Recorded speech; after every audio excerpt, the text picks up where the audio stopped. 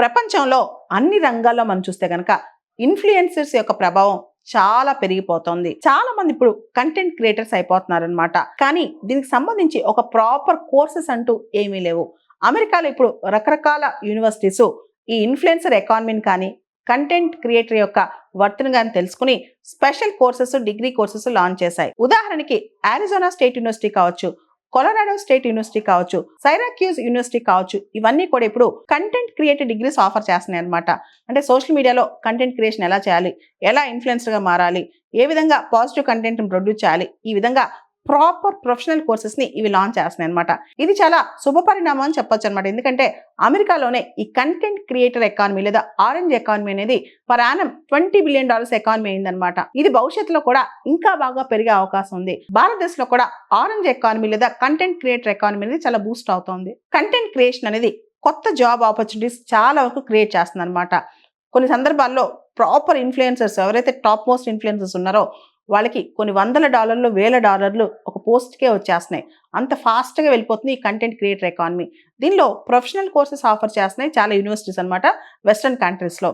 మనం చూస్తే కనుక ట్రావెల్ వ్లాగ్స్ దగ్గర నుంచి ఫుడ్ వ్లాగ్స్ వరకు, రకరకాల ఎంటర్టైన్మెంట్ వ్లాగ్స్ దగ్గర నుంచి ఎడ్యుకేషన్ వ్లాగ్స్ వరకు కూడా కంటెంట్ క్రియేషన్కి కొత్త క్రేజ్ వచ్చేసింది. ఎందుకంటే పీపుల్ ఒక కంటెంట్ చూసి చాలా మంది ఇన్ఫ్లుయెన్స్ అవుతున్నారు. మనం చూస్తే ఇన్స్టాగ్రామ్ దగ్గర నుంచి యూట్యూబ్ వరకు కూడా ఇప్పుడు కంటెంట్ క్రియేషన్ మీద ఎక్కువ మంది దృష్టి పెడుతున్నారు. ఈ కంటెంట్ క్రియేషన్ కి సంబంధించి ఈ మధ్య చాలా ఇంపాక్ట్ఫుల్ గా ఉంటుందన్నమాట. టైమ్ మ్యాగజైన్ కూడా టాప్ 100 కంటెంట్ క్రియేటర్స్ అని చెప్పి ఆ లిస్ట్ కూడా most influential content creators list కూడా టైమ్ మ్యాగజైన్ రిలీజ్ చేస్తుంది. అసలు ఆరెంజ్ ఎకానమీ అంటే ఏంటి? It is nothing but creative economy. మనం ఇన్నోవేషన్ తో, సృజనాత్మకతతో, మన యొక్క న్యూ ఐడియాస్ తో ఒక కొత్తదనాన్ని సృష్టిస్తే, ఉదాహరణకి ఒక మంచి యూట్యూబ్ లో ఒక షార్ట్ చేసాం, ఇన్స్టాలో రీల్ చేసాం, లేదా ఒక మంచి డాక్యుమెంటరీ చేసాం, ఒక మంచి మ్యూజిక్ ని కంపోజ్ చేసాం, ఒక ఫిల్మ్ ని తీసాం, ఇవన్నీ కలిపితే దీనే ఆరెంజ్ ఎకానమీ అంటారు. ఇండియాలో ప్రస్తుతం ఈ క్రియేటివ్ ఎకానమీ అనేది $30 బిలియన్ ఇండస్ట్రీ. దాదాపు 8% ఆఫ్ ఇండియన్ పాపులేషన్ కి ఈ క్రియేటివ్ ఎకానమీ జాబ్స్ ఇస్తుంది. అది ఒక యూట్యూబ్ వీడియో కావచ్చు, ఫిల్మ్ మేకింగ్ ఇండస్ట్రీ కావచ్చు, ఒక మ్యూజిక్ కన్సర్ట్ హాల్ కావచ్చు, ఏదైనా సరే క్రియేటివ్ ఎకానమీనే ఆరెంజ్ ఎకానమీ అని పిలుస్తున్నారనమాట. మన ఇంటలెక్ట్ తో, మన క్రియేటివిటీతో ఏదైనా ఒక కొత్త దానాన్ని క్రియేట్ చేసి దాని ద్వారా వెల్త్ ని క్రియేట్ చేసి ఉద్యోగాలు సృష్టిస్తే దాన్నే క్రియేటివ్ ఎకానమీ లేదా ఆరెంజ్ ఎకానమీ అంటారు. దీనిలో పూర్తి స్థాయిలో హ్యూమన్ క్రియేటివిటీ, మనుషుల యొక్క ఐడియాస్, ఇంటలెక్చువల్ ప్రాపర్టీ, మేధో సంపత్తి ఇదంతా ఇన్వాల్వ్ చేస్తారనమాట. వీటన్నిటికీ కాస్త విజ్డమ్, టెక్నాలజీ, నిపుణత జోడిస్తే అదే క్రియేటివ్ ఎకానమీ లేదా ఆరెంజ్ ఎకానమీ.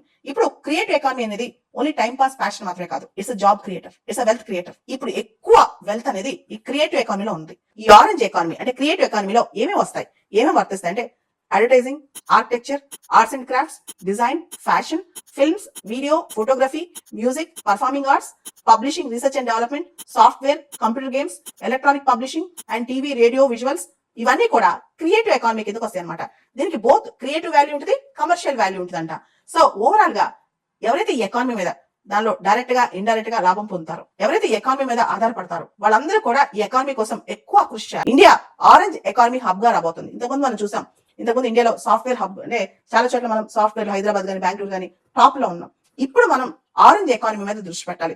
ఇండియాలో చాలా మంది క్రియేటర్స్ స్టార్ట్ అవుతున్నారు. ఇన్ఫాక్ట్ ఇండియాలో క్రియేటివ్ హబ్ అనేది మనం ఏర్పాటు చేయొచ్చు అని చెప్పి అనుకున్నాం. మనం చూస్తే వెస్ట్రన్ కంట్రీస్ లో వీటికి సంబంధించిన స్టూడియోస్ కానీ, వీటికి సంబంధించిన ఎక్విప్మెంట్ ఉంది. ఇండియాలో చాలా స్టోరీస్ ఉన్నాయి, ఇండియాలో చెప్పాల్సిన కథలు చాలా ఉన్నాయి. Story telling is also part of creative economy. అంటే స్టోరీ నరేషన్. ఇక్కడ మనం ఇండియాలో రకరకాల కథల్ని చిత్రీకరణ చేయొచ్చు, వెబ్ సిరీస్ లాగా చేయొచ్చు, చిన్న షార్ట్ ఫిల్మ్స్ చేయొచ్చు, డాక్యుమెంటరీస్ చేయొచ్చు. వెస్టర్న్ హౌసెస్ ఏ ఉంటాయో, వెస్టర్న్ మీడియా హౌసెస్ ఇండియాలోకి వచ్చి ఇన్వెస్ట్ చేస్తే ఇంకా అద్భుతంగా ఇండియన్ ఫిల్మ్ ఇండస్ట్రీ కూడా రాణిస్తుంది.